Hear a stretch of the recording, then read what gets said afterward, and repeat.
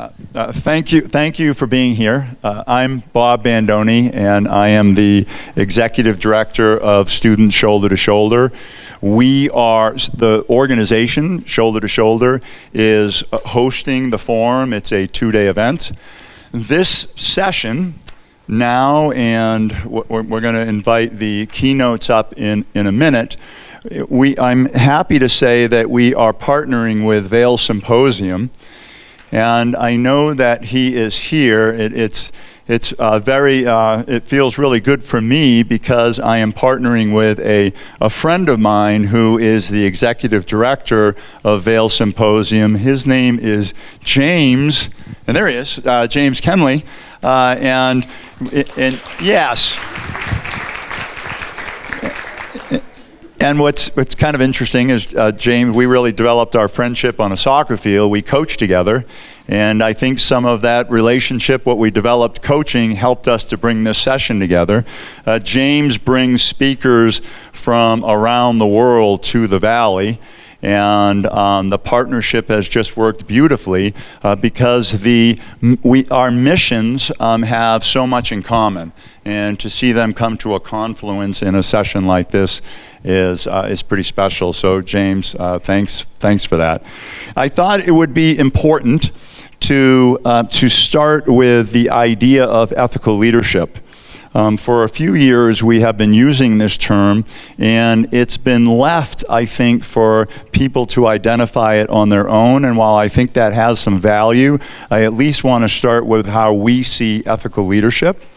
And as I get ready to do that, I want to tell you who is in the room and why they're here.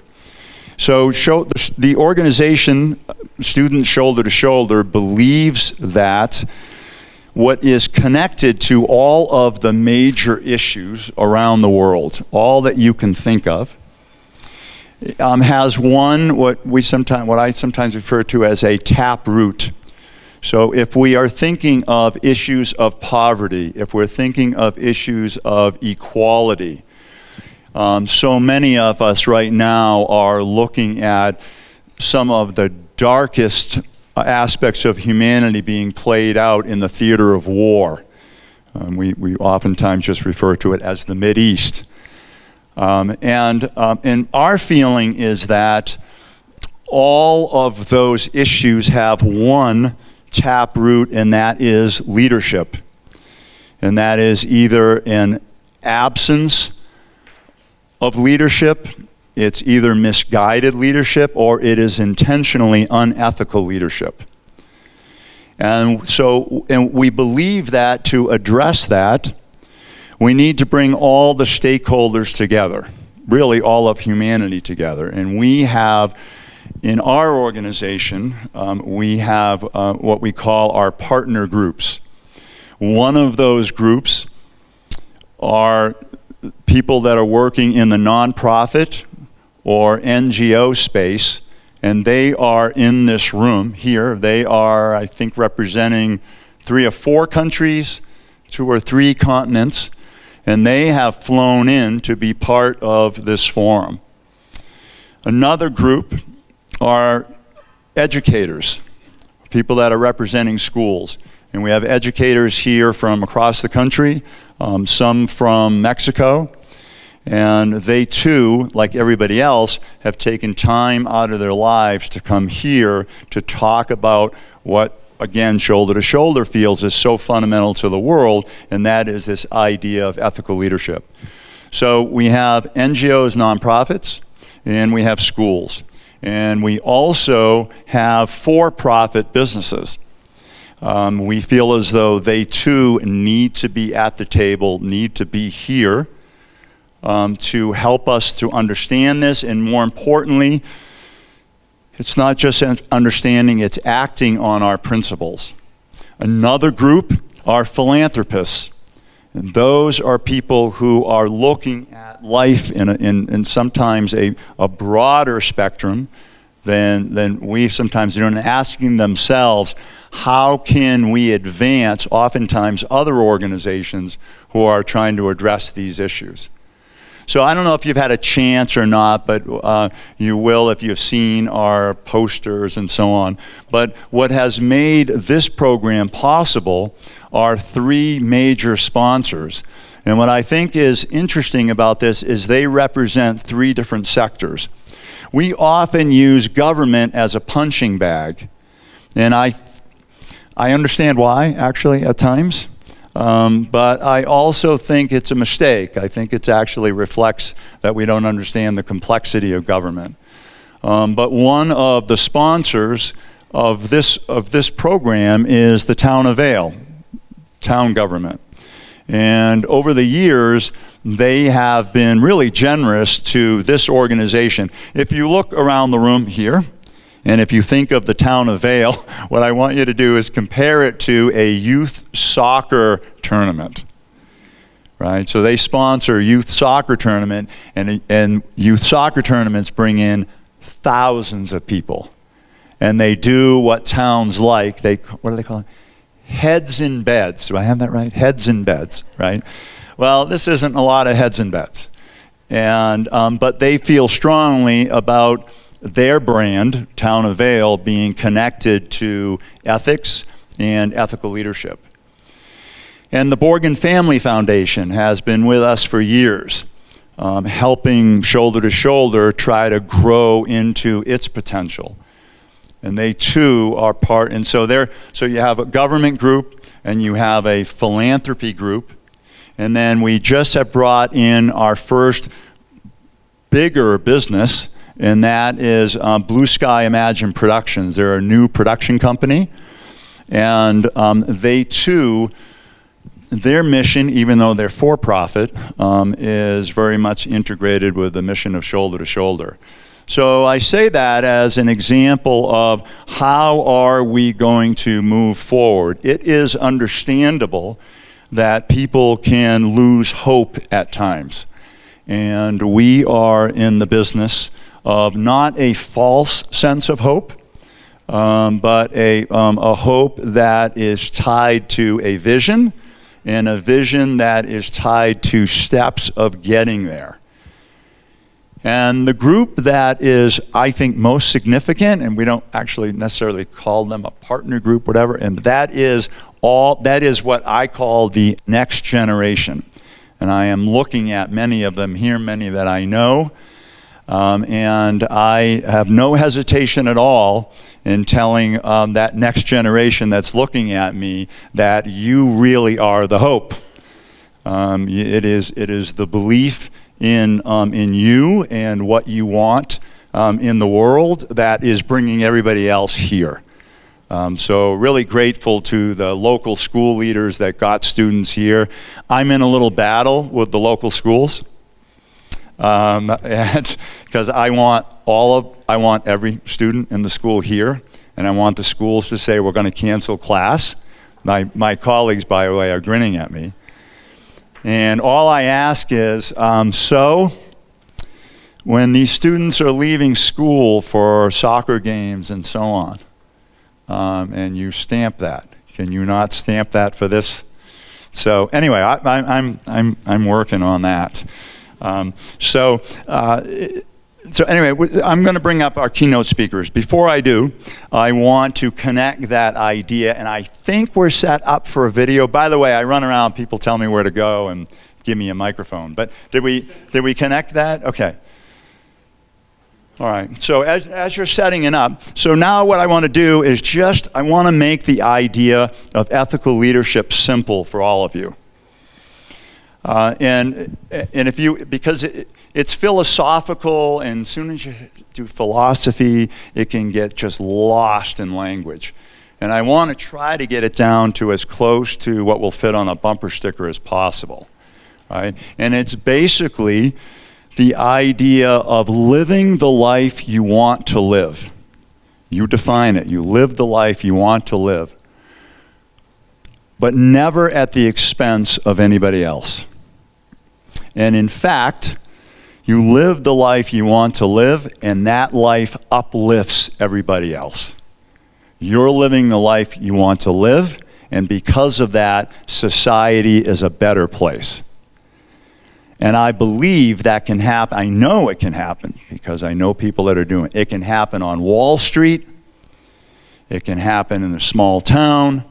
It can happen in any one of the sectors. Some of the sectors are a little more stubborn than others, but it can happen in any sector across society.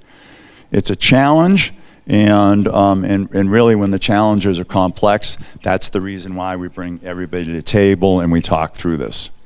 So, we're about fostering ethical leadership. We have speakers that are going to come up and talk to you about that from their perspective. But we also have speakers we couldn't get here that we have on video. And what this video is really meant to be is, what does shoulder to shoulder do to foster this? So one of the things we do, of course, is we bring all of you together. But a lot of what we do is we bring young people, as I said before, and we connect them to nonprofits and NGOs.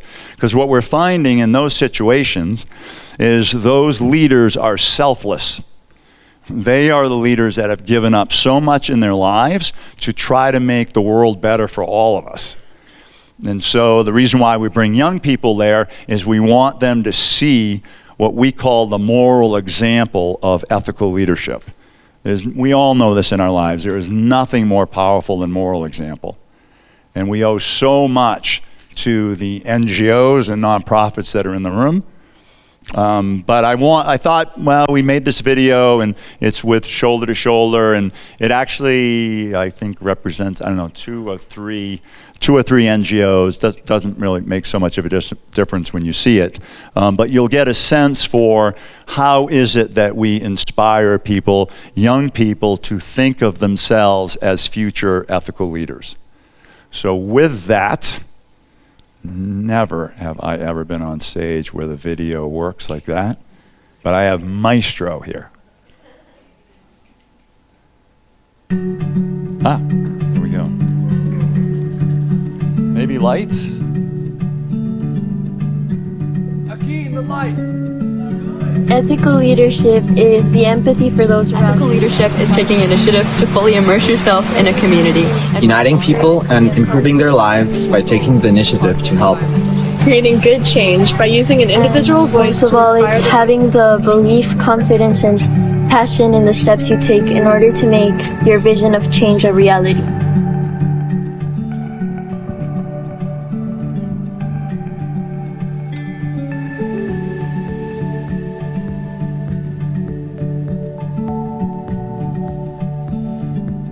When I was in Costa Rica, I stayed in Rancho Quemado. Rancho Quemado is a very tightly knit community that focuses on how to create a better environment for the places around Costa Rica, specifically in La Osa Peninsula. They all really focus on how to protect the environment as well as ways to work with it and not against it. They also try to imply a lot of ways to not use any harsh chemicals, to grow any crops, or to also raise any animals. They found a way to work with Mother Nature and create a living out of it. The fact that I was able to go to another country and learn something really shapes me into someone that lets me know that there's more that I can do. I can go around the world and I can learn stuff and I can do stuff. So I feel like people having a shoulder-to-shoulder experience opens your mind and lets you know that your possibilities are basically endless, which gives you inspiration to do more and be more. What comes to mind about ethical leadership is probably being motivated, because I feel like motivation gets you through a lot of things. It makes you want to make sure you show the leadership you have, you show everything you're capable of doing because you're motivated. And I feel like ethical leadership, truly you need to be motivated and be strong to never give up, always keep on pushing for better things. If you're already good at something, try to be better. In Peru, we learned about sustainable tourism with the use of llamas in high Andean communities. Llamas essentially preserve mountain ecology and also give community members a form of job and allows them to further progress into tourism on their own terms. This experience for sure will open the doors to what I want to do in the future. It's helped me further my interest in languages and traveling as well. It also has made me want to grow as a leader. Llama Pact, especially Koki, Alvaro, Nico, which are people from NGOs from Llama Pact that really do their best to learn from the people and try to improve as much as they can and just try harder to be a leader, but also be open to listening. I think everybody should honestly have a shoulder-to-shoulder experience at least once in their life. It's an experience that I thought I would never get to have, and I think having a shoulder-to-shoulder experience opens your eyes to the world and like helps you realize how different things are from your little bubble that you live in at home. And I think it's very important to branch out, and it also helps just with you trying to figure out what you want to do in your life and helps you want to keep doing these types of trips and studying more about the things you learned. And Ethical leadership to me means taking a step back away from the comfort of your home and experience different parts of the world and immerse yourself in a community to learn things firsthand that you wouldn't otherwise. You have to be curious, ambitious, and try new things instead of believing your solutions are the only way to fix a problem. You have to simply be open-minded and be aware of cultural diversity. My name is Karen Chavez. I am the Assistant Principal of College and Career at KIPP Denver Collegiate High School. Having that opportunity again to not only participate in leadership development, but more specifically be able to work on leadership outside of what you know allows you to learn so much more about who you are. Start to think about your own values and what gets you moving, what inspires you, what motivates you when you're not in that situation 24/7. Well, it's actually when you step outside of your normal that you realize what does move you. Having shoulder to shoulder come to our community at KIPP has opened up the idea and possibility to other things that we can do to build on leadership.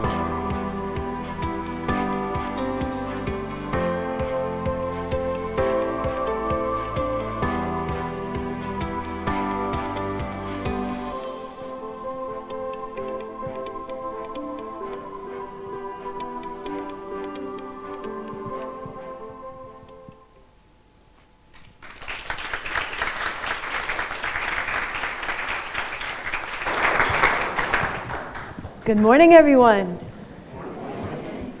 That wasn't loud enough. Good morning, everyone. I'm Valentina Raman. I am the Director of Education for Students Shoulder to Shoulder. And what that means is that I work with our young people and everyone else in participating in this process, in this vision of advancing ethical leadership and really designing the learning experiences like the one we are immersed in at this moment in making that possible. This plenary today is going to be a learning experience beginning what we had just witnessed was this immersive video heading into inspiration, the exemplary models of 3 ethical leaders who have been practicing in very different ways in very different sectors how ethical leadership looks like in action. For a show of hands, how many people know an ethical leader? Maybe in your community, maybe someone seen, someone famous. Okay, everyone. How many people believe they are an ethical leader? Okay.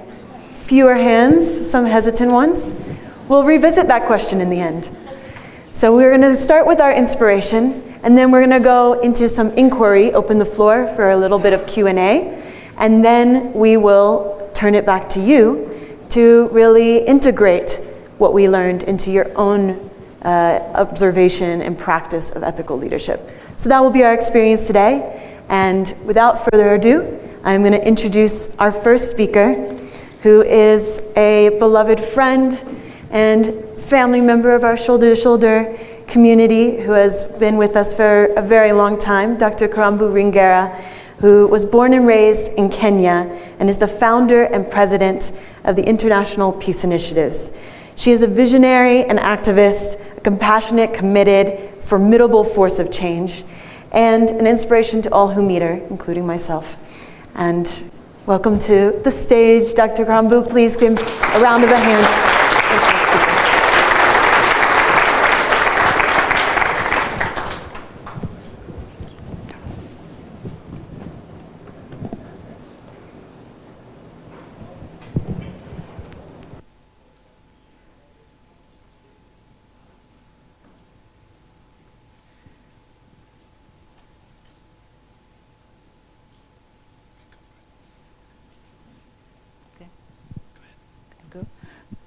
Good morning. How many people were in the space yesterday when I taught you how to say hello in Swahili? Okay, habari yako? All of you, habari yenu? So greet me also. Mzuri sana. Thank you so much. For me, the measure of the impact of our work with students shoulder to shoulder and international peace initiatives is the students. And as we get this working, I would like to invite Amelia to come here to share for 1 minute what her experience was like being in Kenya with us.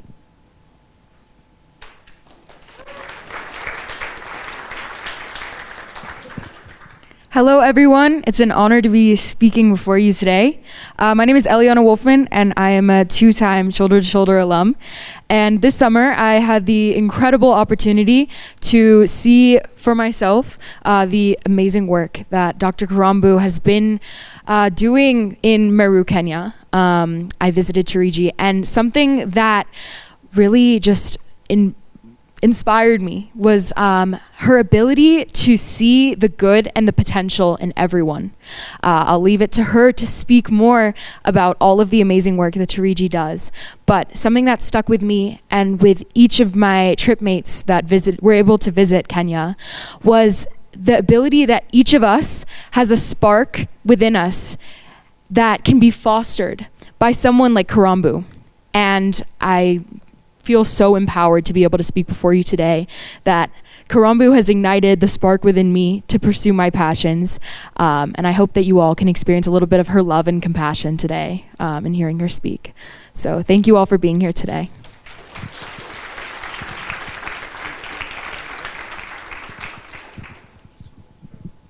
I'll do it. Bring it nearer.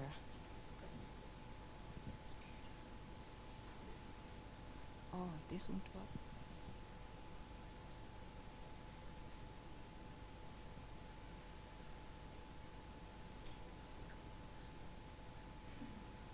Okay, we'll use it as it is.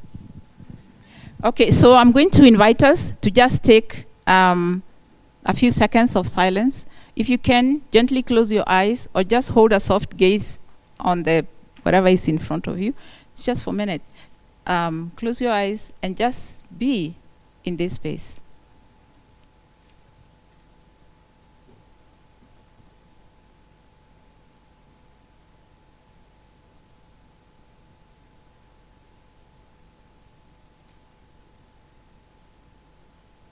Thank you.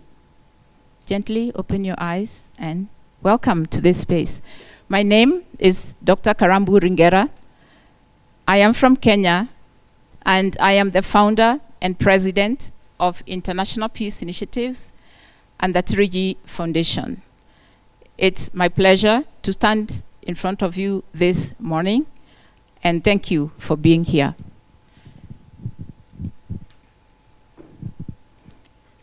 I'm going to share with you our story, and it's a very simple story of working with women with a terminal disease like HIV and AIDS, and children who've lost their parents because of HIV and AIDS largely. And these are the people in society we think, oh, you're done. There's no future. So you can die, not even today, yesterday. And these are the people who have taught me what I'm going to share with you this morning. So I'm going to talk about the power of place.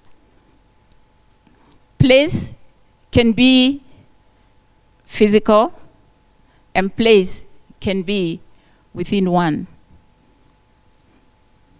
And I'm going to make a distinction between space and place, because space is the location, it's a physical space, but place is what gives space character. It is what gives space meaning. It is what gives space its identity. It's a vibe. It's a thing that you get when you're in that place. And it is there for a reason.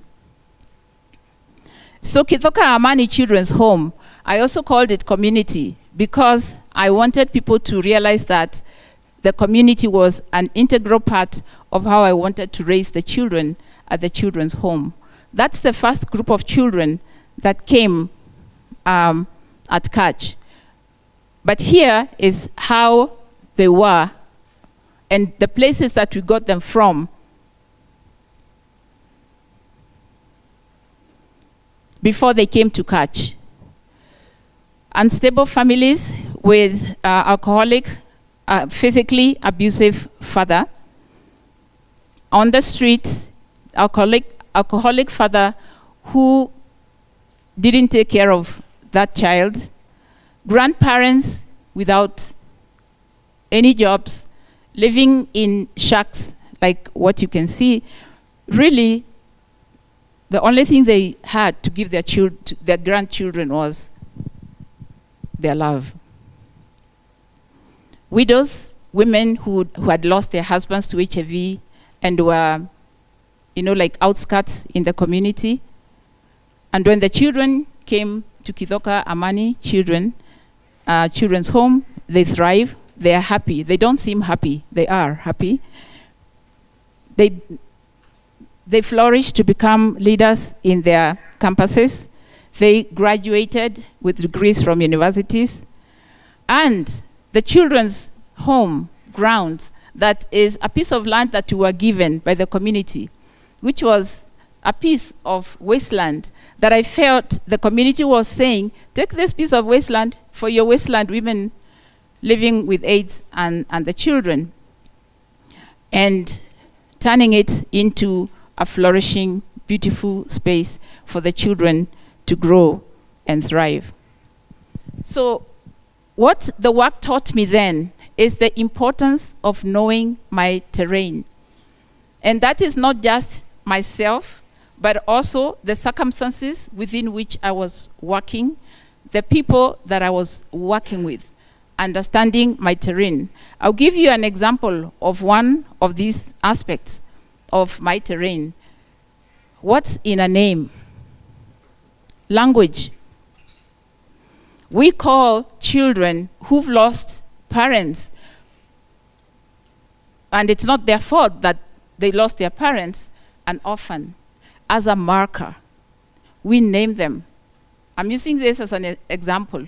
We have so many things that we mark. And so this kid grows up feeling like there's something wrong with me because I carry this name of an orphan. Like there's something unfortunate about me that I lost my parents, and so people have to come and help me. Language, the names and markers that we give, we speak, create stereotyping that then helps us organize people in certain categories and interact with them in certain specific ways. Number two, understanding the system of the context within which I work. When I started doing the work, I would ask someone to help me pay school fees for that child. But soon enough, I realized that his father is not responsible because the mother died giving birth to him. Even if I pay school fees, the child will not go to school.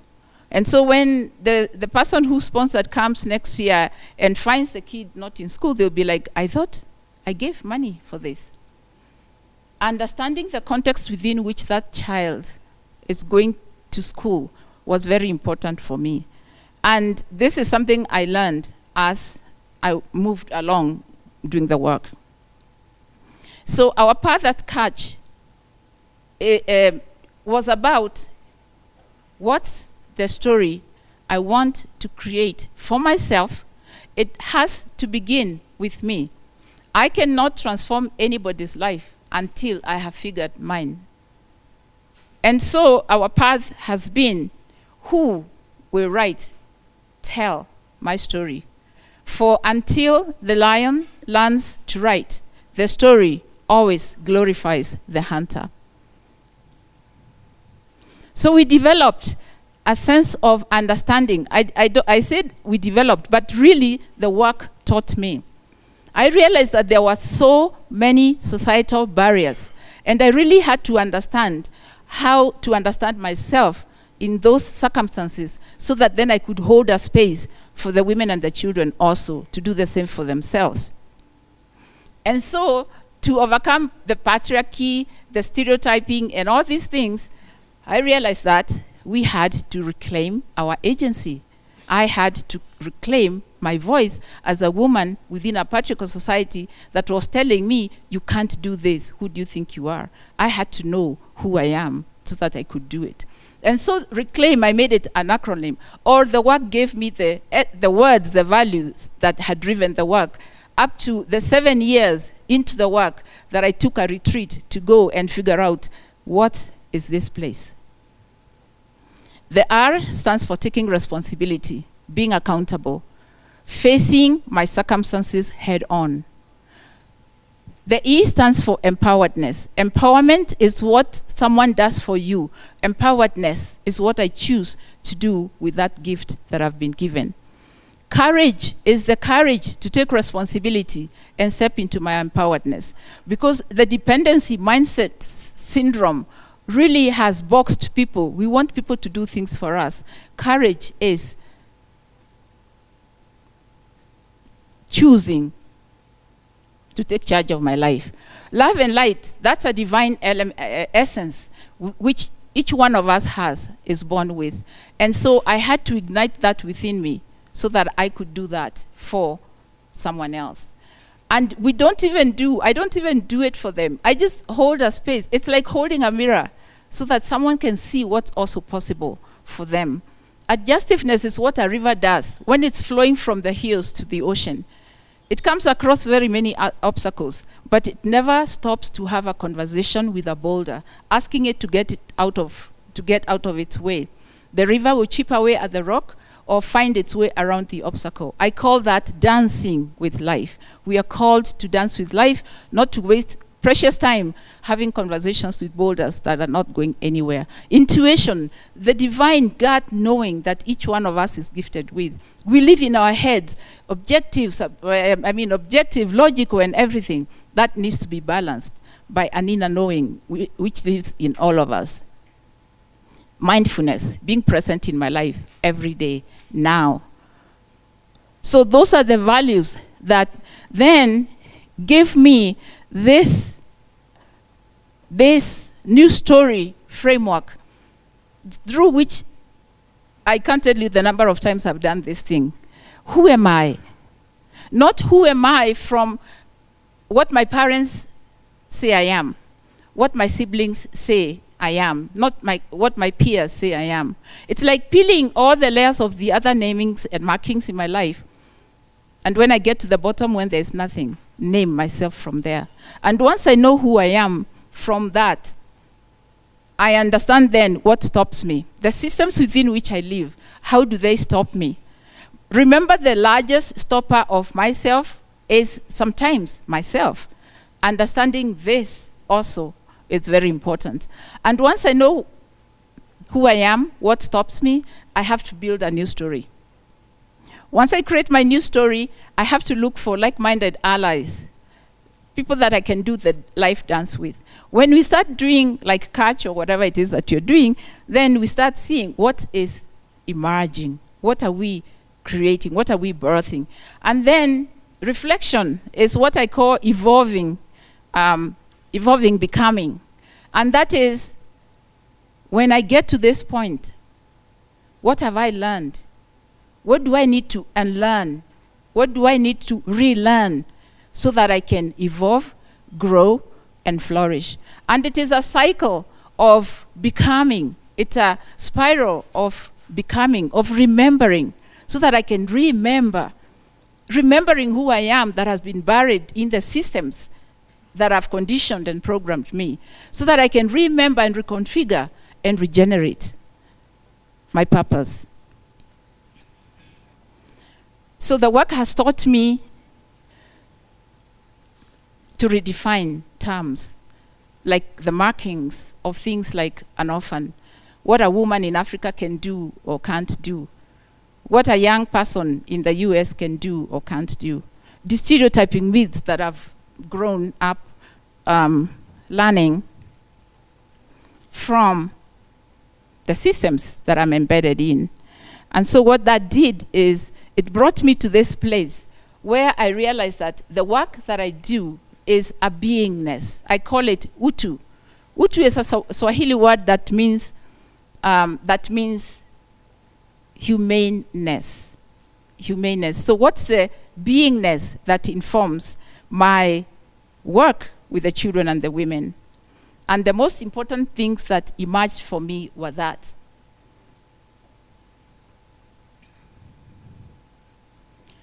And in that knowing, grounded in who I am and in whose I belong to the family of the world, the taproot of our beingness.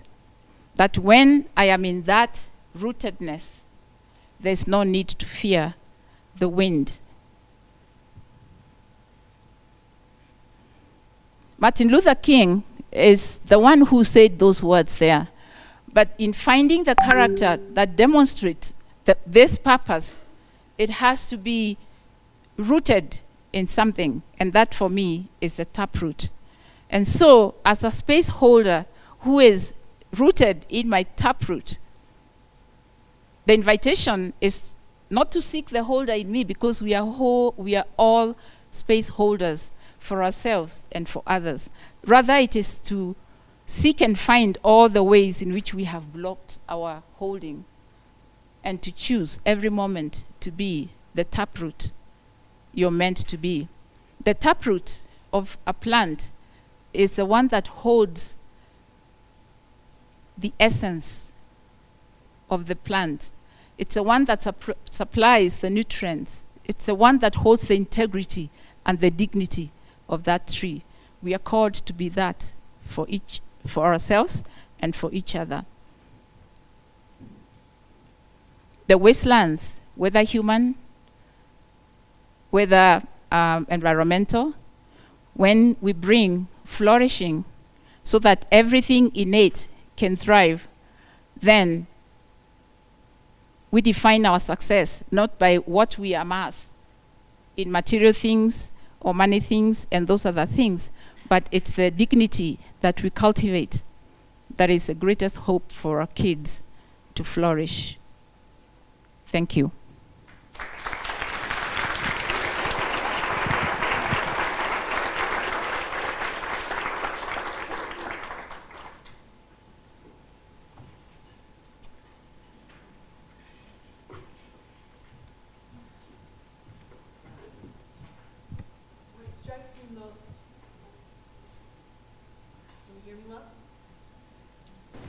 What strikes me most about Dr. Karambu's words is that ethical leadership is not what you do, but how you be.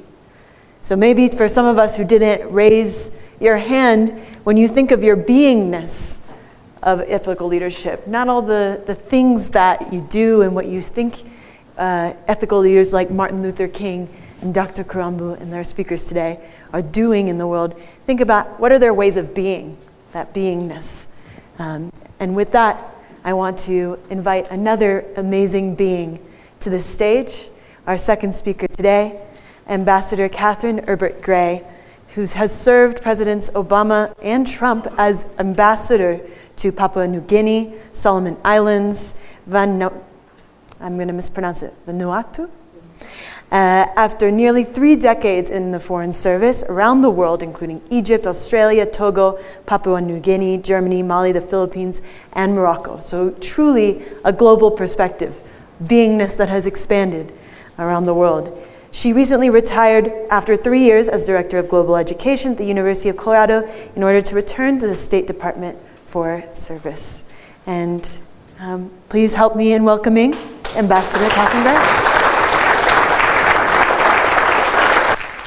Lovely, thank you so much.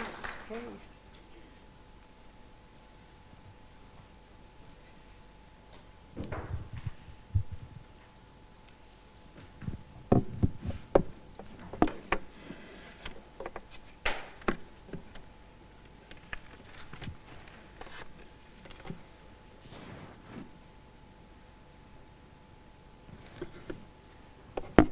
Thank you for that warm welcome, Valentina, and to everyone here. And wow, Dr. Karambu, what a lifetime achievement, and what an example you set for the rest of us. I am so impressed. Thank you so much. I would like to thank all of you for including me today. When I got that invitation, I took a look at what your mission is, and I thought, wow, these are my people. These are people moving in the direction that I think all of America should be moving. And of course, I know how important that people-to-people exchange is, that you're promoting, of course, the integrity piece. So I am actually delighted to be here. I'm so pleased to have gotten around to speak with some of you students too, because I'm not surprised that this is a community that's already very globally aware, already involved in volunteerism around the world, already planning their next trip. So, and I know my own nephew is in Patagonia right now, his second time down there. He's a graduate of a school here in Eagle. And this is the kind of community that I wish that we could build all over the United States. As you heard, I came to Colorado after 3 decades or so in the Foreign Service. During that time, I was delighted to live in 8 countries and travel to over 70. But I recognized during those travels that there's some issues that we need to continue to promote here at home. We've seen a real decline in respect for democratic values around the world. That was obvious. We were struggling with that at my different assignments. And then on top of that, even though every American company would want to send in their leadership to talk to the American ambassador, they were never Americans anymore. The head of Exxon and multi-billion-dollar operations in Asia was from Australia. The head of Coke was from Bangladesh. Great guys, really effective at their jobs, and I know why American companies want to be international like that. But I started to realize that we've got to do more to uphold democratic values and get more Americans abroad. I did my research and I found that a German sociologist estimated that only 3% of the world's expats were American. So we're not out there holding up human rights wherever we go. We're not out there trying to support women to get into government. And these are just small examples of why my next mission, I decided, was to come home and work at a university, to inspire more educators, inspire more students to make this part of their life mission. So I wrote a letter to the Chancellor of University of Colorado, Denver, the only job that I sought right out of my job as ambassador. I told her my mission, and they brought me on board. So I've just spent almost 4 years rebuilding all of their study abroad, all their opportunities for their Anschutz students to have time abroad. So Anschutz students are going to Africa to practice medicine and study abroad. The number one destination is actually Cuba, but we sent 600 students out, and I'm hoping that they come back like you, Mason, saying, I've found my passion, I'm transformed. So I find that your whole mission is very similar to what I've concluded. And why is this so important? Well, when you stop to think about it, 92% of the world's consumers are outside of our borders. And those consumers are more than just shoppers. Those are people coming here for tourism. Those are people seeking medical care. Those are people needing new products, coming to our schools. 92% of the people we should be serving and prepared to work with are outside of our own borders. So I hope you'll keep that in mind. It's also really important to help me with our mission of upholding democratic values. There's strong resistance out there, and of course, superpower relationships that are competing with our American goals. You've all heard about the coups in Africa, There's been over 6 coups in the last 14 months, and in a flash, we're back into 2 wars in Ukraine and Israel. That's why we work so hard in diplomacy to build alliances with other like-minded countries to be able to work together to help address human rights and bring peace and make sure there's education and shelter and the services that are needed out there. But a lot of those alliances are with other democratic countries, like in Scandinavia or in Europe. But my career wasn't always spent in those countries. Most of my career was spent in countries with more challenges. My family and I lived in West Africa, and we love the people. After serving in Togo, we volunteered to go back and serve in Mali. The people are so humble, so loving. They're great musicians, and the village leaders are so authentic, and they're so close to their communities that we were impressed. Unfortunately, we found that the central governments were corrupt. The central government, the national governments in one of the countries we served, it was a father-son sense of leadership. And they sent their children to Europe for college, and they bought houses in Paris, but their villages still didn't have electricity. Some of the games they played with drug trafficking or even car trafficking would shock you. Mali was a bright star just 20 years ago, seeking democracy, serving on the UN Security Council, but then terrorists found their northern desert and took over the country. And of course, they've also been victims of a coup.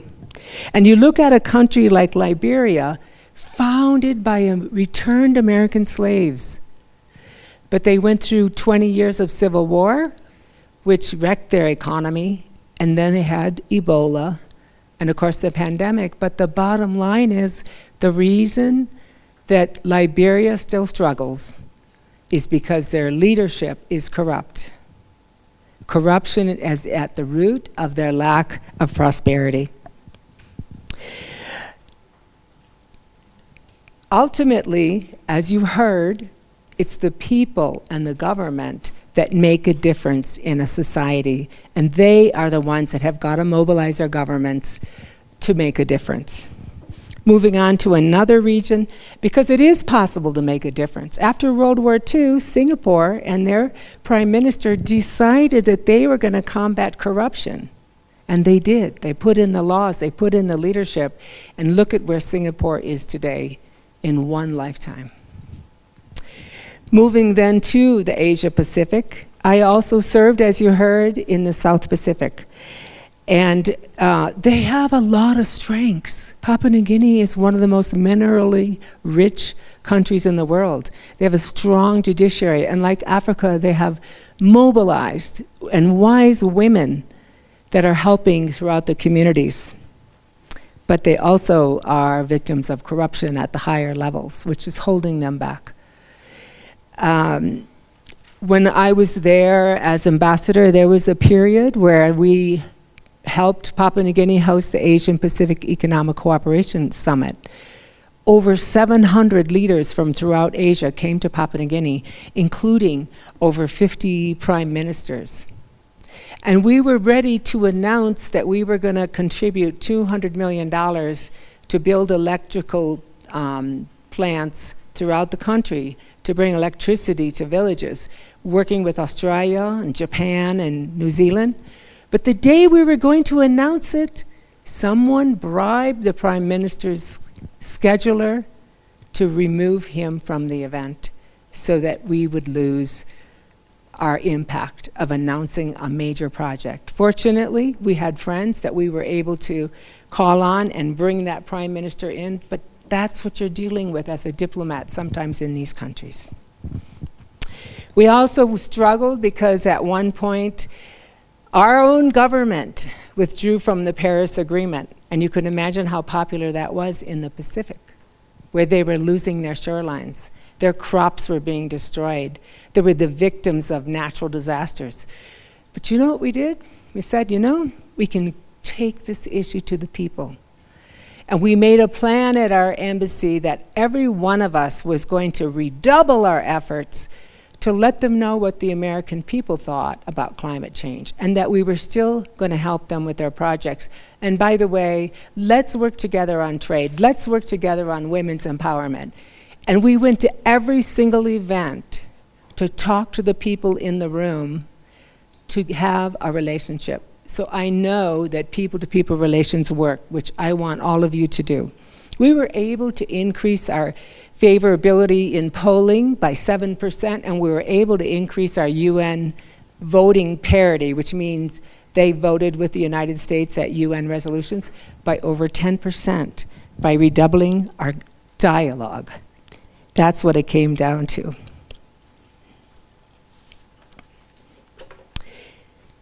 So maintaining these friendships, maintaining this dialogue, and maintaining these responsibilities are all of our responsibilities. When you get to play a part, not only do you come back transformed, but it changes your privileged perceptions of the world. And that's the most important takeaway from travel.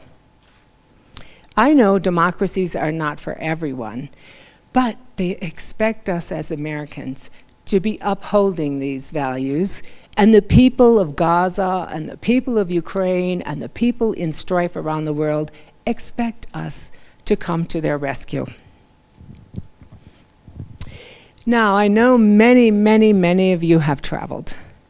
So I want to challenge you today to add another component to your travel, because I love what I'm hearing about the service you're doing, about the relationships you're building, about your friendships, how you're staying in touch. Because as I've said, that's so important for us to uphold our friendships and values.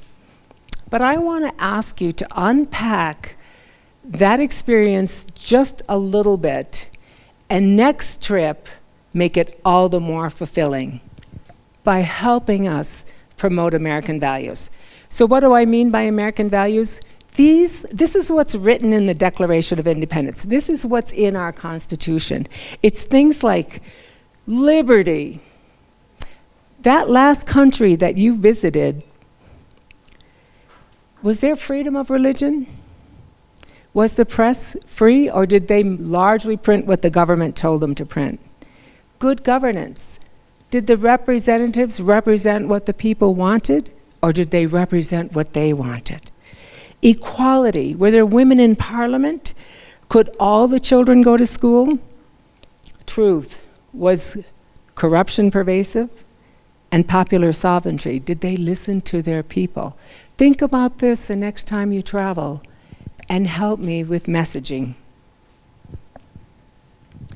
I have 5 quick ideas, and I know that if we could brainstorm, we'd come up with 1,000 of what you can integrate in your next trip in order to make it all the more fulfilling and to help us keep a strong stature around the world as Americans.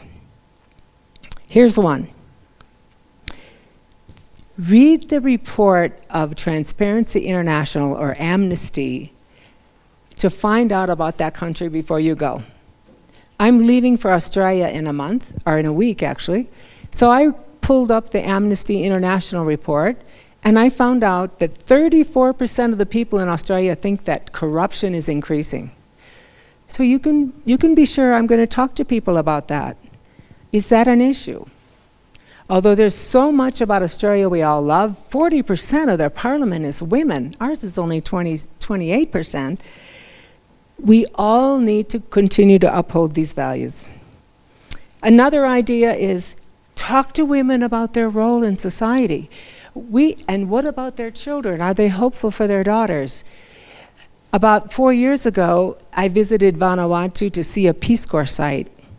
And a Peace Corps volunteer asked, why are all the girls quitting school at 12 or 13 years old?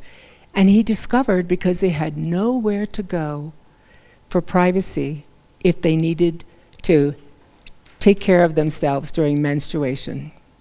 So he took it upon himself to build a special latrine just for girls, under $1,000, so that girls would stay in school. That's the kind of thing we should be looking for and discussing, how to keep these people in school. Another thing I'd like you to continue, Mason, when you go back to, would you say Honduras? I want you to invite the press, the radio station or the newspaper to your site to tell them about what you're doing, and then tell them about what you've recognized as strengths of that society. Tell them what Americans, why they're interested in that country. And finally, or two more ideas, invite people to the US. I invited 4 members of parliament who I saw as future leaders in Papua New Guinea to come to the United States for 3 weeks to learn about our governance. It wasn't all rosy, but they are now back in Papua New Guinea in parliament serving as leaders in the champion for combating corruption and for stronger governance in Papua New Guinea.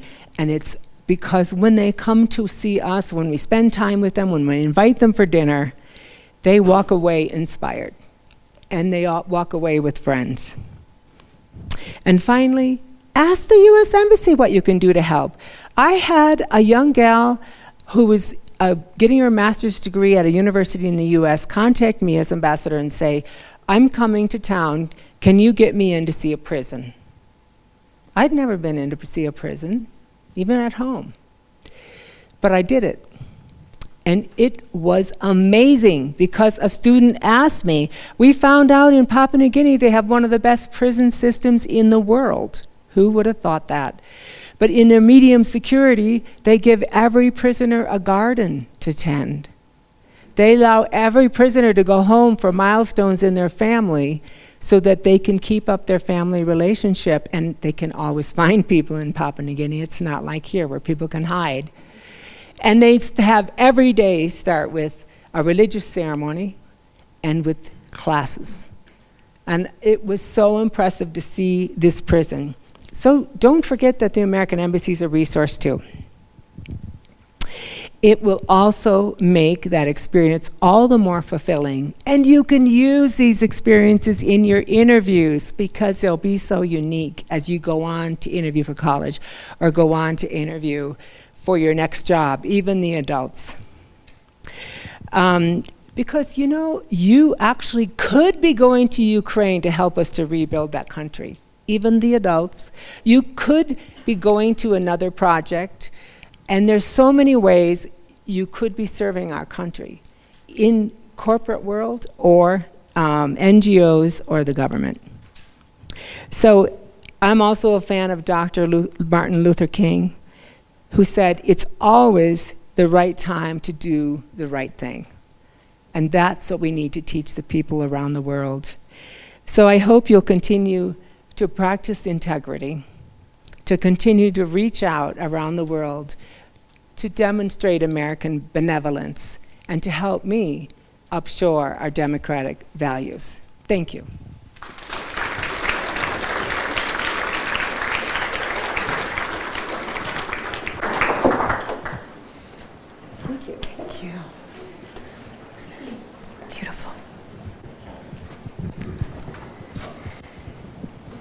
Thank you so much, Catherine. What you shared reminds me a lot of a quote by Aboriginal activist Lila Watson from what is now modern-day Australia. She said, if you come to save me, then we have no business together. But if you come because your liberation is bound up with mine, then let us work together. And so much of what was just shared was, how do we inspire ethical leadership that really is in service of collective liberation? Through listening to the people, through learning before we go into an experience, and really questioning what are our values and having a dialogue in that conversation. So thank you very much for that.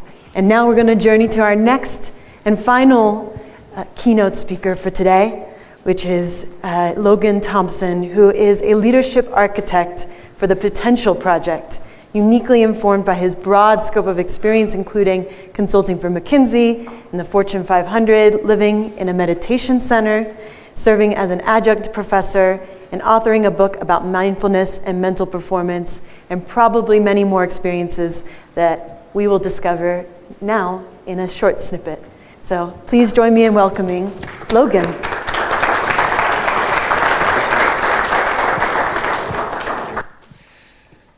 Thank you. Thank you very much. It's been humbling to follow the doctor and ambassador, and I'm glad you all are here. I know you've been patient for about an hour, so can we take 30 seconds of my allotted 15 minutes? If everybody can stand, just give the person next to you a high five or a secret handshake if you're friends or something.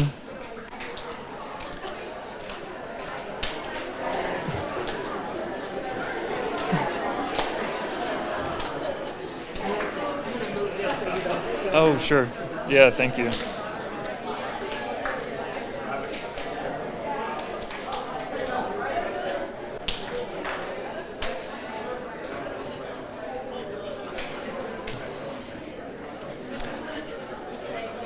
So ethics has always, feel free to, actually, you can remain standing if you want, but ethics has always, one of the reasons I did that, to be fully transparent, is I remember hearing a study about judges and like the worst time to go, be judged for like parking tickets or whatever is right before lunch when they're hungry. And I'm like, well, I'm gonna be judged. Maybe I should make them like less judgy. So like, let's do high fives and stuff. But anyway, one of the reasons that this inspires me and you all talking about ethics is because when I was in school, the ethics committee just meant don't cheat on your test. Like that was the extent of ethics. And the very fact that you're asking this question of what ethics means is inspiring. So I think the fact that you all are here means maybe you feel a little bit of bifurcation in yourself of maybe living two worlds. Maybe how can we get things done and live in a capitalistic society and also do the right thing and talk about mindfulness and well-being and ethical leadership and all these things. And that's how I felt for a lot of my career. When I missed my business school graduation to be on a silent meditation retreat. And when I was living in a Buddhist community, I was judging the McKinsey management consulting MBA world. I was like, well, they don't get it. Like, they don't get what it's all about. And then when I was in this world, I was like, well, they don't get it. Like, they're just navel gazing and just being all theoretical. So I felt like it seems appropriate because we're in Vail, but like what do new skiers do? What do their legs do? They're like this. So I felt like I've been like this, and I'm like, well, why can't I ski normally in life? Does that work? But why can't they both happen? Why can't for-profit organizations and executives still talk about compassion and well-being? And to what degree can we increase compassion without reducing performance? And that's what our work at the Potential Project is about. So I want to ask you all, I know we're talking about ethical leadership and aspiring to be ethical, but I want to challenge that for a second and ask you to think of a time in your recent past when you did something that you thought was unethical. Imagine the scenario. This doesn't have to be the worst thing you've ever done. It can be small. Not holding a door for someone, chastising someone a little longer than you should have, anything. Just anything you're not proud of that you don't think is ethical in your being.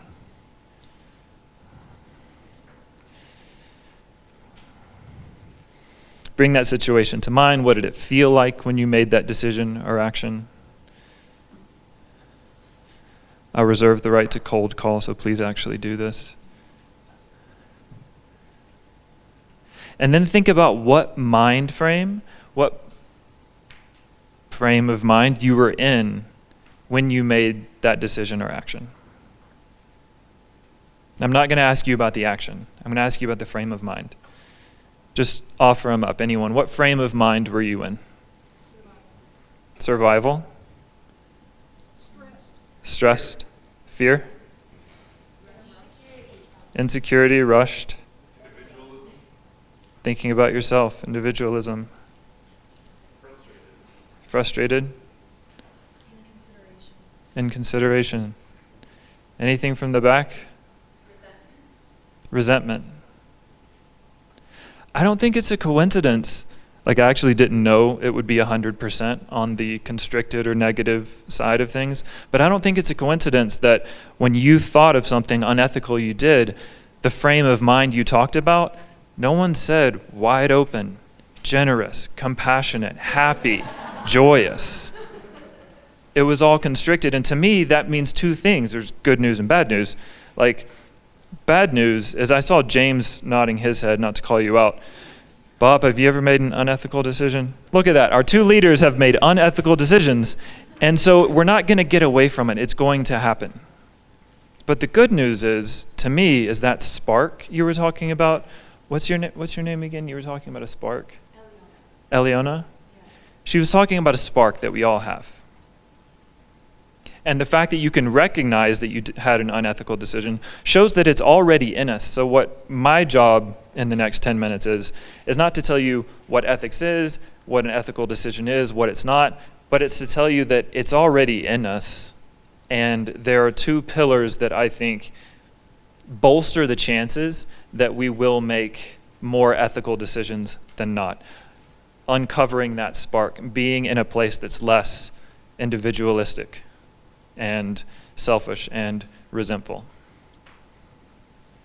And those two pillars are wisdom and compassion. What I mean by wisdom is having the courage to be transparent, to do what you know needs to be done and doing it. And then the compassion side of it is having the empathy and then intention to act on top of that empathy. And I'm not just picking these out of thin air. At Potential Project, we have spent years researching what makes a good leader, what makes great leaders. And we've partnered with some of the best academic institutions in the world, including Harvard, Berkeley, Rotman School of Management. We've interviewed well over 350 executives about what makes a great leader. Collecting over 1 million data points just from interviews and surveys, assessments, and what it comes down to is wisdom and compassion, or as we say, doing hard things in a human way. The two skis. How can they be together? And there's something pretty remarkable, and our research shows that there's a synergistic relationship. So if you look on the left here,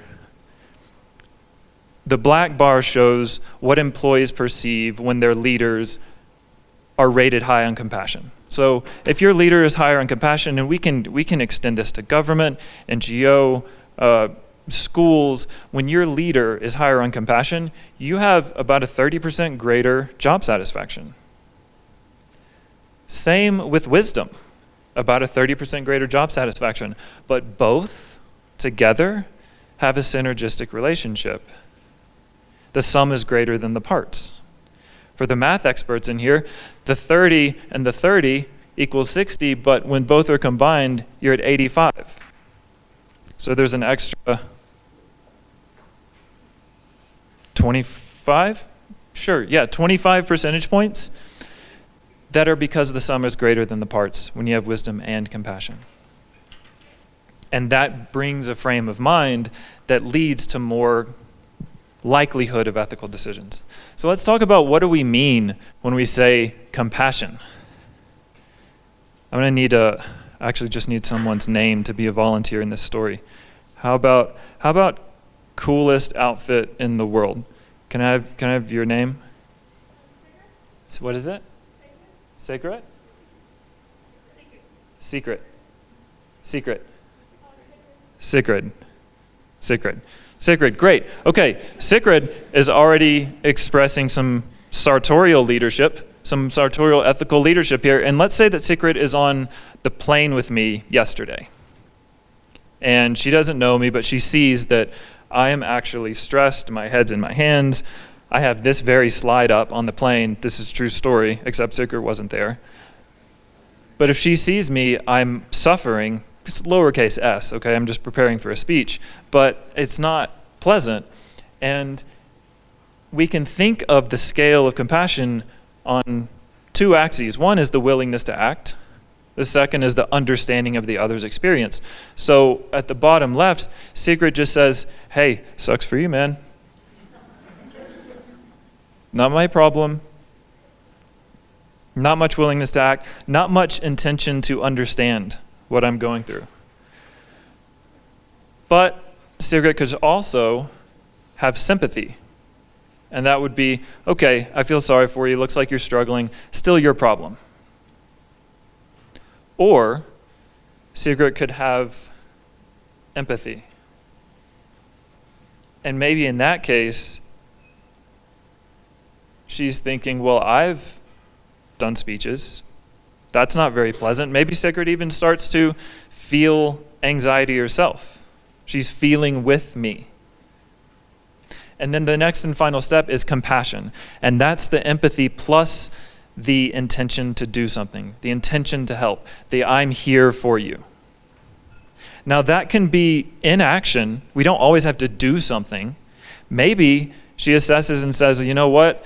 He's struggling, but my assessment of the situation is he's going to make it. So her compassion there is just an active inaction. Or maybe she says, hey, do you want to practice on me? Looks like you're working on a speech. Or, hey, I know what that's like. But that move from empathy to compassion is the key difference we're talking about here. And it's not just because it's more effective and more helpful, and on the receiving end, I would appreciate that. It's because there are actually negative effects if you stop at empathy. If you stop at empathy, empathy lights up a different part of our brain than does compassion. Empathy is just our emotional center. We're just operating from emotion, and let's take this analogy further. I'll say I'm on a plane back, actually, let's say Jackie's on a plane back with me. My new friend Jackie, who I just met here. Hi, Jackie. We're going to be on the same plane back. In this exercise, you're going to be seated in an exit row, and we're going to have an emergency landing. I'm sorry to tell you this, but you're going to be responsible for getting everybody off. Now, Jackie, the only person she knows on the plane is me, and I'm 10 rows back. If Jackie's only operating from empathy, what's Jackie likely going to do when it's time to get people off? Exactly right. She's going to go, well, let's get Logan off, because I know Logan. And then she's going to do something that doesn't make much sense. But she's going to do something for the person she feels connection with. And you can imagine the implications when it comes to people hiring or firing or giving raises. Imagine you pay favorability to the people who look like you or look like people you want them to look like. But switching over to having compassion, intention of how can I help, brings in some rational aspects of the mind, which is more sustainable and ethical. So how do we know where we are? I've talked about wisdom and compassion. So there's a handy little matrix for you to use called the matrix of wise compassion. On their two axes, left to right is going to be ignorance all the way to wisdom, and then indifference to compassion. Now, box one we can call caring avoidance, and that's when you let care be a barrier to inaction. I care about this person, so I'm not going to give them the tough news. Has anyone ever done that?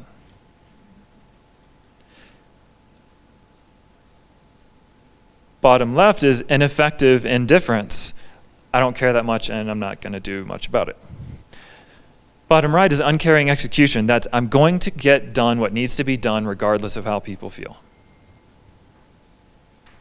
And I'd imagine when you were thinking about the unethical decision you made, you were maybe in one of these boxes when you were acting from it. It doesn't mean you're unethical, and that extends to other people, by the way. When they make unethical decisions, maybe they're not an unethical person, they're just most often in one of these boxes. And it's helpful to know where other people are. When I was at McKinsey, which some people can refer to as more of a cutthroat management consulting firm, I found myself in box 1 kind of in response to what I perceived my boss to be in at box 4. So we would go back and forth. I'd be like, my team should not be working 12 to 14 hours a day, crying twice a week to me. And I felt like kind of the hero in that. And it's like, yes, this is a good thing to stand up for. And my boss would hear that, and he would just be like, we need to execute. We need to do what we need to do for the client. And I would judge him, he would judge me, and we'd go back and forth. I don't think either one of us stepped into the other box and really landed in wise compassion, acknowledging that both were important. Maybe it could have gone better. So knowing what box you're in is very important when you're going to make an ethical decision. You can self-assess, and it seems like you're already very self-aware because you could identify what state you were in just in a memory. There's a way to enact how to be in box 2, wise compassion, when you're in a conversation, and we can call that the wise compassion flywheel.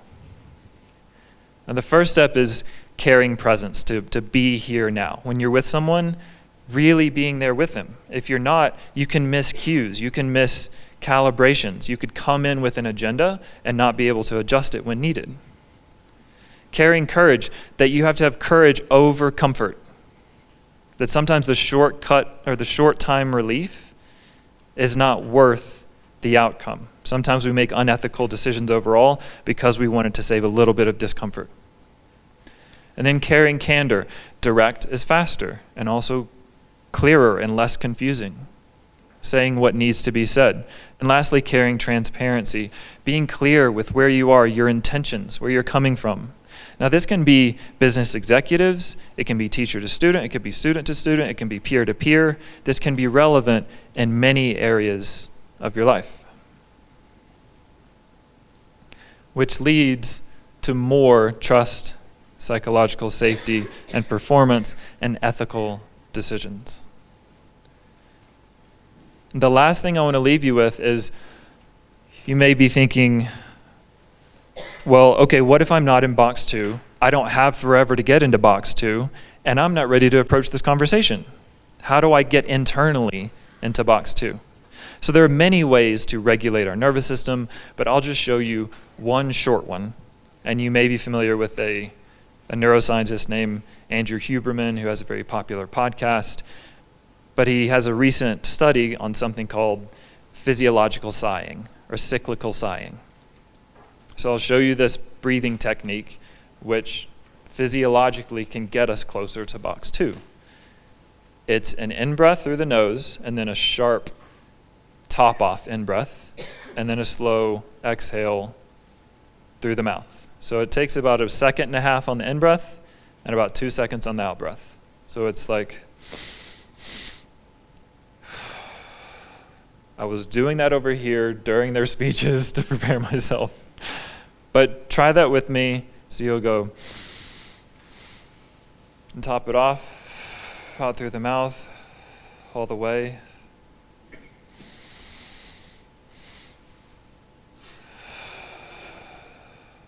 And you can do that a few times whenever you need, and it can increase energy and decrease stress to help us get closer to box 2.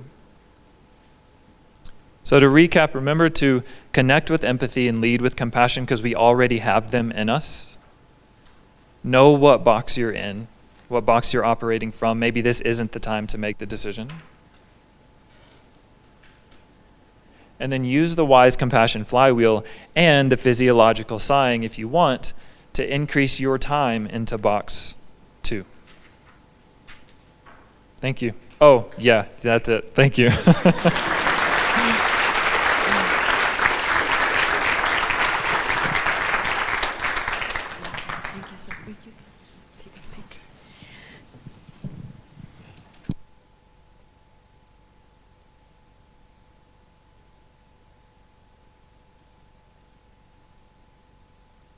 What's so beautiful about the flywheel that Logan left us with is that there isn't this trade-off of practicing ethical leadership that often we are talked about. Oh, you know, doing business for good, you're sacrificing performance, but what we just saw is evidence that it's actually generative of more ethical leadership breeds more ethical leadership, more gains, more performance. So it is a win-win.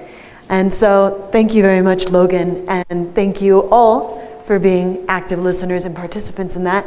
And I would like to invite our two other speakers to the stage for now our second section of this portion, which will be a short one, but on inquiry. And while they're coming up, please join me in giving a round of applause to all our speakers, including Eliana. Thank you for sharing your story. And Bob for opening us.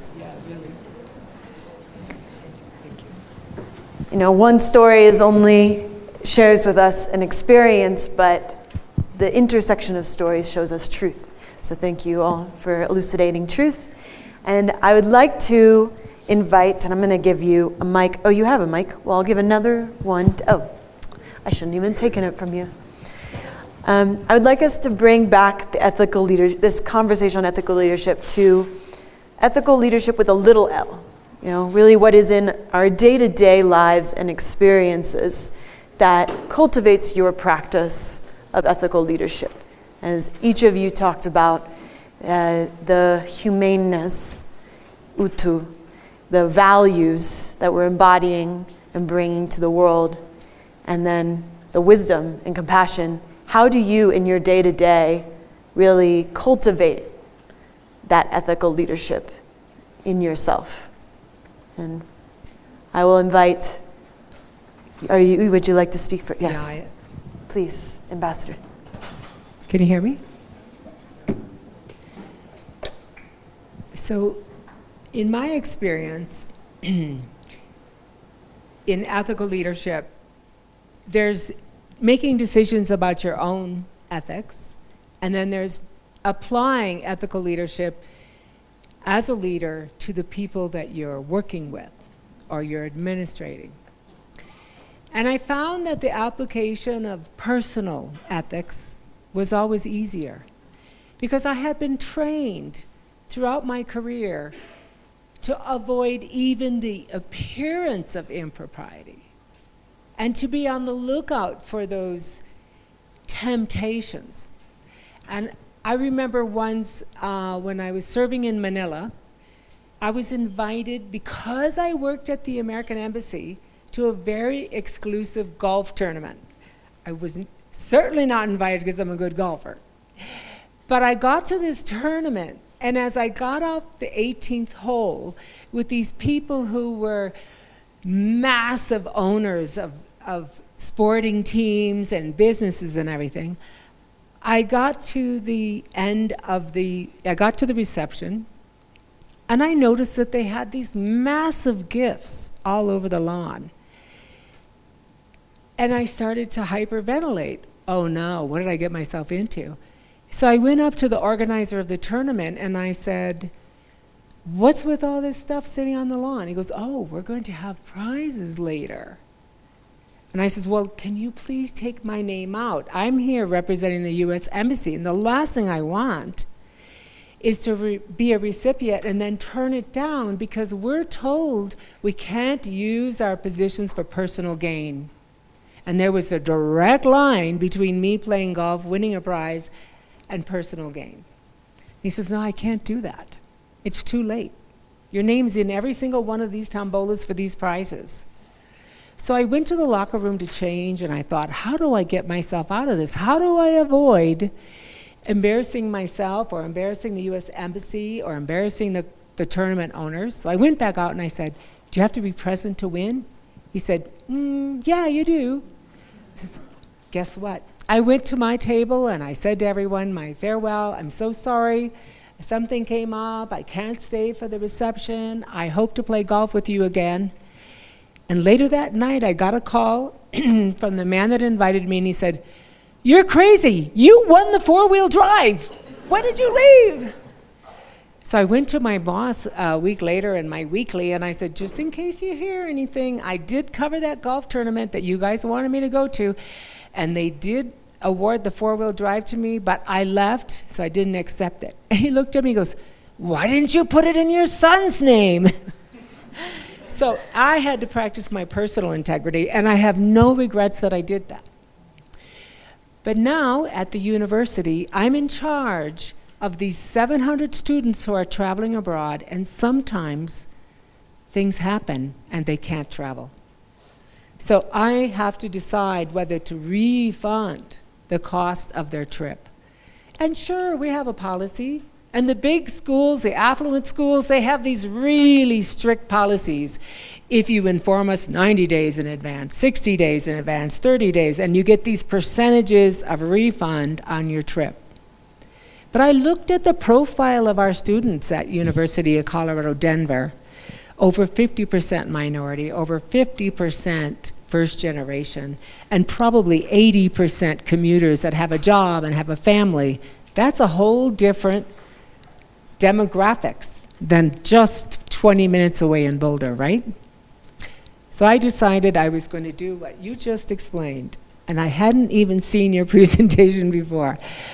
But I decided I was going to apply wisdom and compassion in making these decisions. And I would get 30 requests a year for refunds before someone couldn't go overseas. And they were tough ones. Some of them just missed their flight. That was a little easier. But some of them had massive mental health breakdowns, or their father was hospitalized the night before. And I appreciate that you said how important the combination of wisdom and compassion is, because that made my life so much easier. So I gave refunds to over 80% of the students at some level or another. And I'm sure that they learned from that themselves, that integrity is wisdom and compassion. So thank you, Logan. Thank you so much.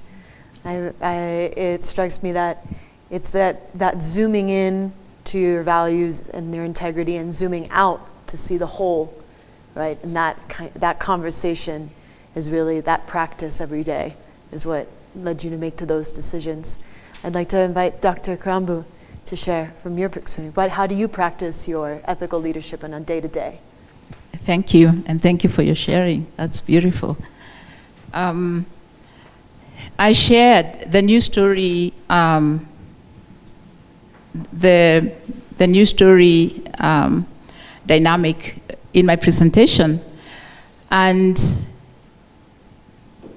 I said that before I work with the children or the women, I do it for myself first. And when I did my new story journey, the values after I peeled out that I used to lead in my life are love and light. So every time I leave my door, it's not Karambu, the professor, who is leaving, or Karambu, the mother of 2,000 kids, it's not the things that I am or I do. It is love and light that leaves the door every day.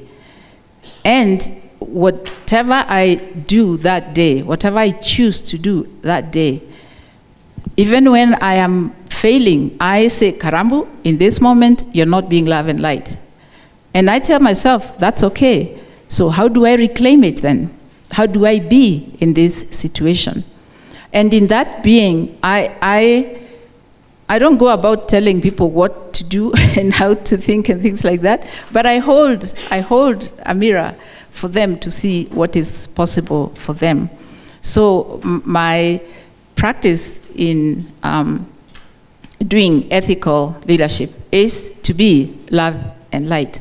And that doesn't mean that I am not tough on certain things that are happening when the kids do something or something in the community happens, but that love and light guides, gives the courage for the wisdom and compassion that guides my sharing with the people what needs to happen in this moment.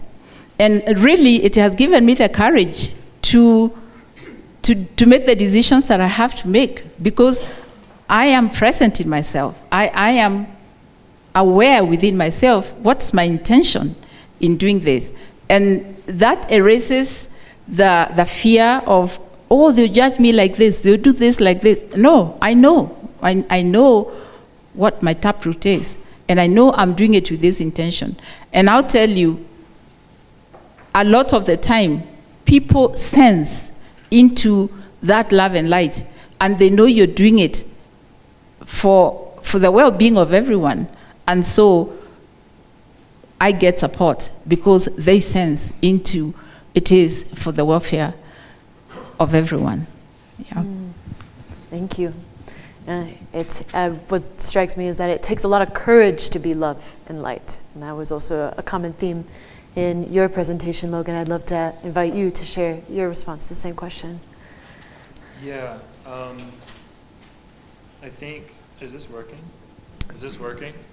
Is this working? No, maybe Ambassador. Maybe turn it on? Yeah. Yeah, all right.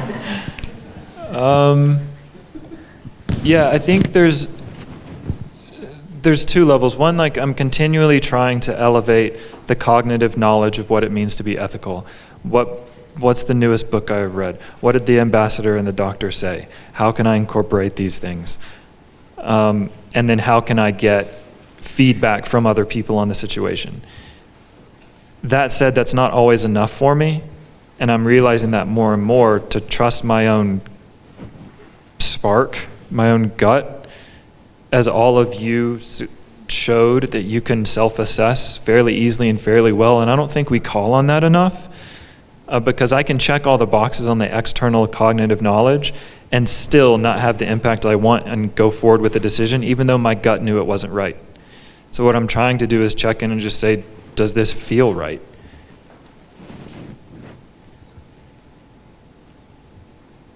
And then be open to, and that does assume that I have like a perfect calibration with my gut, but that needs to be checked with the cognitive knowledge and trial and error. If I do something wrong, get feedback from others. And I think at the end of the day, still recognizing that a lot of times the toughest ethical choices, there's not a right or wrong or black and white, it's which trade-offs did you make? And being open enough to know that there's not always a perfect right answer. Thank you for sharing that. No, I think that trap of the binary, rather than saying the complexity and tuning into the truth of the moment, is a really important reminder in our day-to-day practice. I'd like to invite a question from the room. We only have time for probably maximum 2. So who wants to be the first? Yes. Yes, thank you very much. It's been very enlightening to listen to your perspectives on this.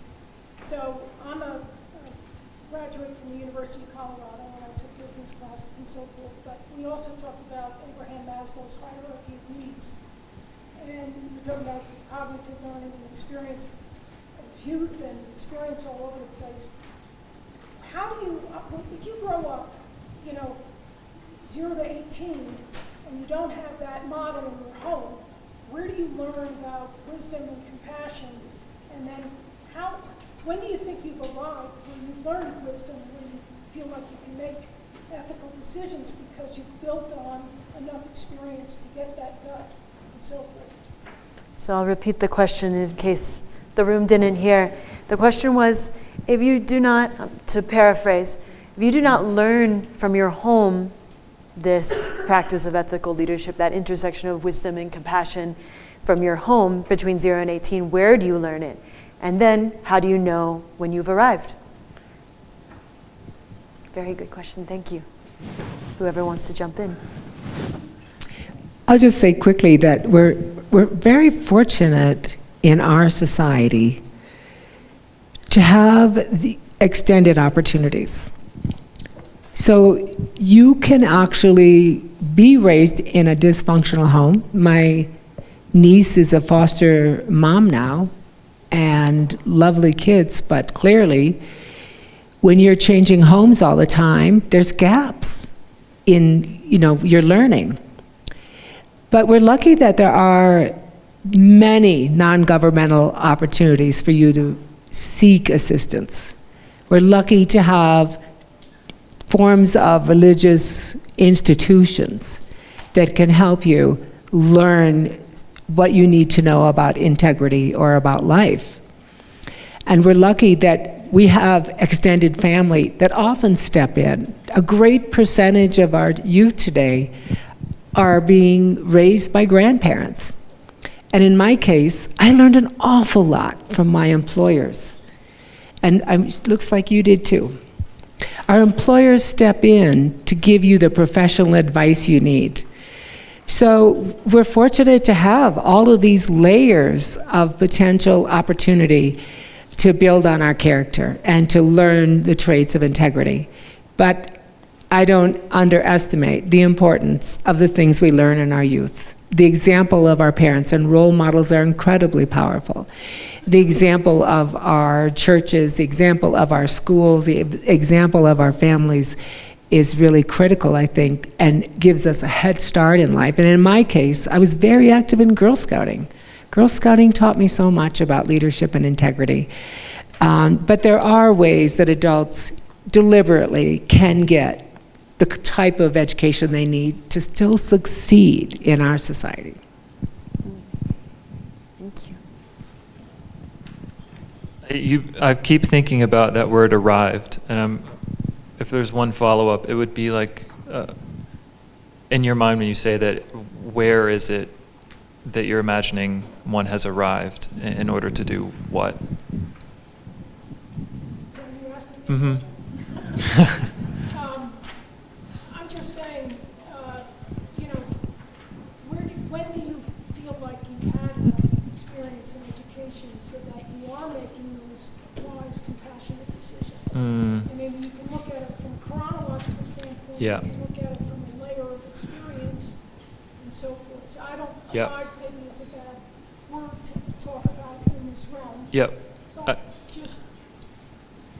That makes sense. I think what I'm hearing is like when do you know that you've had enough wisdom and have enough wisdom and compassion to make those bold choices and impact people? And I kind of think of it, I think I have a lower bar for myself, which is like, can I do no harm? When am I at a place where I can do less harm? Or learn very quickly when I do? So I definitely haven't arrived, but what I try to do is pay particular attention to the impact of whatever those decisions are and be brave enough to make them and fail, because the one thing I'll say that if you're asking that question about am I ready enough to make a wise, compassionate decision, you're probably more ready than most people who are making those decisions because you're asking that question. Beautiful. I don't know that I have an answer for your question, but this has been resonating with me, what they said. But I will say that for me, it's a journey, and I don't see myself as having arrived, but it's a learning journey every moment, because I'll give an example with myself, because my life is the best thing I know. My kids, right now I live with 83 children. I run a children's home. And every day, a child's juice, whatever it is that they're bringing out, will add something to my awakening into, oh wow. Even if they did something, it will never be the same response as when someone else does something that is similar, because they're two different humans. So it's a continuous, it is a journey that I am present to every moment, and choosing to learn from what they're presenting me, and also what is my love and light informing me in response to this gift that they're giving me. I'll tell you that one of the things that has really helped make life easy, because when people hear you have so many kids, they think, oh wow. The one thing that has helped me to hold this space is to recognize that or to listen to, there is no wrong thing. You know, like, not to make issues a problem, but to look at them as, what has this thing come to teach me? What has it come to teach me? So in my leading, I am looking at, it teaches me something that then enables me to hear what I need to say to this person. And that really releases the burden of always wanting to correct people or to think that I am the one who has the right answer in this scenario. Thank you. So since that was two very juicy questions that actually hits our time limit, though I think what we have been left with is that this process of ethical leadership is a learning journey, a continuous learning journey that happens everywhere. In here, wherever you go, your schools, your communities. And so we're going to continue this learning journey into lunch. And I don't want to preclude you from lunch, because nourishment is an important part of the learning journey. So please, thank you to our speakers. Please give us one final round of applause.